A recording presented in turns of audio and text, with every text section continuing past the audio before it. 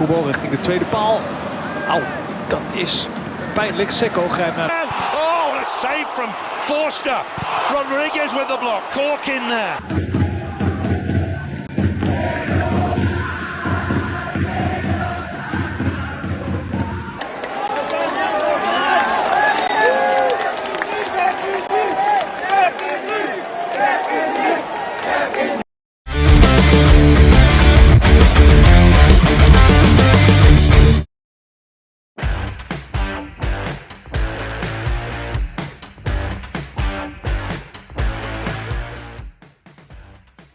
Laga penuh drama baru saja terjadi kala skuad Garuda harus mengakui keperkasaan Jepang di Suita Football Stadium. Bertanding di depan puluhan ribu supporter lawan, Patrick Kluivert menurunkan susunan pemain yang berbeda. Banyak perubahan yang terjadi meski tetap mengandalkan skema 3-4-3. Terbukti, trio Max Hughes, Jay Isels, dan Justin Hubner dipercaya lantaran Rizky Ridho mengalami cedera hamstring saat latihan. Sementara sektor penjaga gawang kembali menjadi Emil Audero yang tampil impresif di laga sebelumnya. Perubahan terjadi ketika Kevin Dix kembali mengisi sektor wingback kanan. Namun Dean James mendapatkan kesempatan di sisi kiri.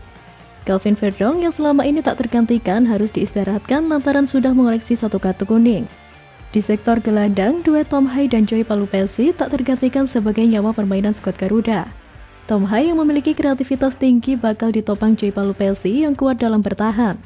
Keduanya bakal menjadi aktor ketajaman lini serang yang kali ini dipercayakan kepada trio Beckham Putra, Yance Sayuri, dan Ole Romani. Pada babak pertama, Jepang menunjukkan kualitasnya sebagai raksasa Asia. Langsung menguasai pertandingan membuat tim Samurai Biru mencetak gol cepat lewat undukan Kamada. Tak berselang lama, Kuba berhasil menggandakan keunggulan. Meski sempat melalui cek VAR, gol Jepang tak dibatalkan. Bahkan skuad asuhan Hajime Moriyasu berhasil unggul 3-0 di babak pertama usai Kamada mencetak gol kedua.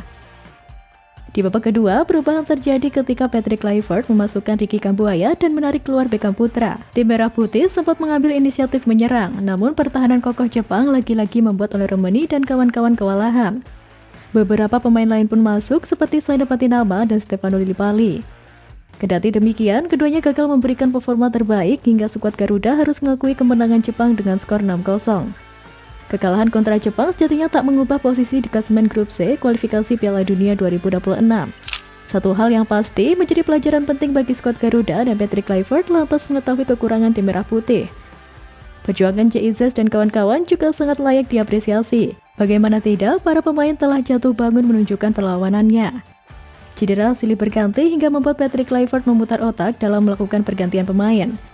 Sebut saja seperti Kevin Dix dan Jakob Sayuri yang harus menjadi korban pada laga kali ini. Sosok Yance Sayuri juga harus mengalami pendarahan di bagian bibir.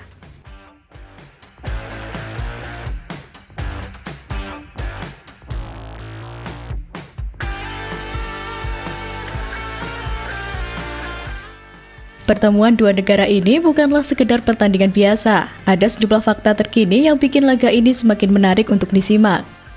Hasil pertandingan Jepang versus Indonesia sudah tidak berpengaruh pada kiprah kedua tim di kualifikasi Piala Dunia 2026.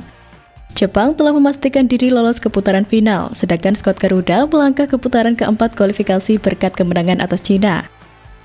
Sebelumnya, tuan rumah Jepang menelan kekalahan pertamanya di putaran ketiga pada laga terakhir. Melawat ke markas Australia, tim berjuluk Samurai Biru harus pulang dengan kekalahan 0-1. Sebaliknya, Indonesia baru mendulang kemenangan tipis 1-0 atas Cina. Pada pertemuan sebelumnya dengan Jepang, Indonesia menelan kekalahan 0-4 saat menjamu Jepang di Stadion Utama Gelora Bung Karno pada November silam. Jepang tampil dominan sejak awal. Samurai Biru mendominasi penguasaan bola dengan 67% dibanding 33% penguasaan bola timnas Indonesia. Saat itu, tim Merah Putih masih dilatih Sinteyong. Dari sisi melepaskan tembakan dan tembakan akurat pun, Jepang unggul dengan catatan 12 tembakan dan 7 tembakan ke gawang. Dibanding 8 tembakan dan 3 tembakan ke gawang yang dicatatkan timnas Indonesia. Dalam laga melawan Jepang ini, kini dua pemain utama Indonesia, yakni kiper Martin Pas dan penyerang Marcelino Ferdinand sudah dapat kembali dimainkan oleh pelatih Patrick Kluivert. Baik Pas maupun Marcelino absen pada laga melawan Cina akibat akumulasi kartu kuning. Selain itu, ada Emil Audero Mulyadi yang memperlihatkan kelasnya sebagai mantan kiper Juventus dan Inter Milan saat ia tampil gemilang pada laga melawan Cina. Adapun Egy Maulana Fikri bisa tampil dengan baik menggantikan Marcelino Ferdinand pada laga kontra Cina. Pemain Dewa United itu juga terbukti dapat menjadi mitra yang sepadan bagi Leroy Mendy di lini serang tim Garuda.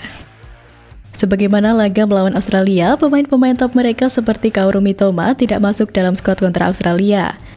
Sedangkan Zion Suzuki dan Wataru Endo tidak dimainkan, dan Takefusa Kubo dimainkan sebagai pemain pengganti.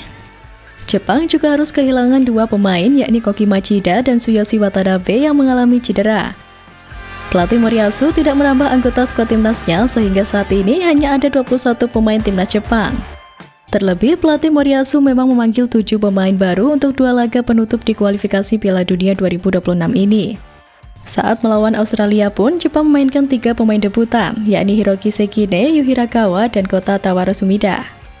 Melawan Indonesia, pelatih Moriyasu kembali memberi kesempatan melakukan debut kepada pemain-pemain muda Jepang.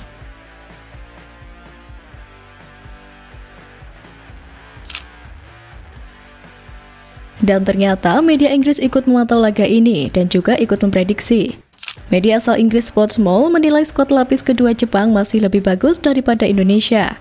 Meskipun melakukan beberapa perubahan, tuan rumah memiliki lebih banyak kualitas dalam skuad mereka, dan kami mendukung mereka untuk melanjutkan rekor head-to-head yang mengesankan melawan Indonesia dan tampil di hadapan pendukung tuan rumah, tulis Sportsmall dalam rilis mereka. Dengan begitu, sebelumnya Sportsmall telah memprediksi bahwa timnas Indonesia akan kalah dengan skor telak 1-3 dari Jepang. Sementara itu, media Jepang pilih dukung Patrick Kluivert bahwa timnas Indonesia lolos Piala Dunia. Nama besar Kluivert di dunia sepak bola begitu dihormati penggemar Jepang. Hal itu mulai ditunjukkan setibanya di bandara pada kedatangannya ke Jepang pada Sabtu lalu. Bahkan kedatangan Kluivert dan rombongan timnas Indonesia disebut membuat kondisi bandara jadi tidak kondusif karena supporter. Selain itu, media lokal Jepang, Soccer Digest Japan, sampai melabeli Kluivert sebagai legenda super. Dan popularitas Patrick Kluivert, legenda super dan mantan penyerang timnas Belanda yang sekarang menjadi pelatih tampak luar biasa, tulis media itu. Keunikan yang muncul tak berhenti sampai di situ. Ada situasi menarik yang dilontarkan media Jepang ini. Mereka sampai meminta penggemar sepak bola Jepang mendukung timnas Indonesia lolos ke Piala Dunia 2026. Karena dengan begitu, nampak Kluivert akan dikenang sebagai pahlawan nasional Indonesia di bidang sepak bola. Para penggemar sepak bola Jepang juga harus mendukung timnas Indonesia. Jika Patrick Kluivert membawa skuad Garuda ke Piala Dunia, dengan ini ia akan menjadi pahlawan nasional Indonesia, tulis Soccer Digest Japan lagi. Tentu merupakan suatu hal yang mengejutkan, tetapi sangat menarik untuk diketahui. Pertandingan melawan Indonesia pun sejatinya memang tidak berarti apa-apa untuk skuad Jepang. Laskar Samurai Biru sudah dipastikan lolos ke Piala Dunia 2026 sebagai juara grup C. Laga antara Indonesia dan Jepang telah meninggalkan lebih dari sekedar hasil. Ini bukan hanya tentang menang atau kalah, tapi tentang semangat, tekad, dan rasa hormat yang tumbuh dari setiap langkah di lapangan. Perjalanan timnas Indonesia mencerminkan perjuangan tanpa henti dan mimpi yang terus dijaga. Meski jalan masih panjang, keyakinan tak boleh padam. Indonesia telah menunjukkan identitasnya. Pantang menyerah dan terus berjuang. Garuda tak hanya terbang lebih tinggi, tapi juga membawa harapan jutaan hati yang percaya.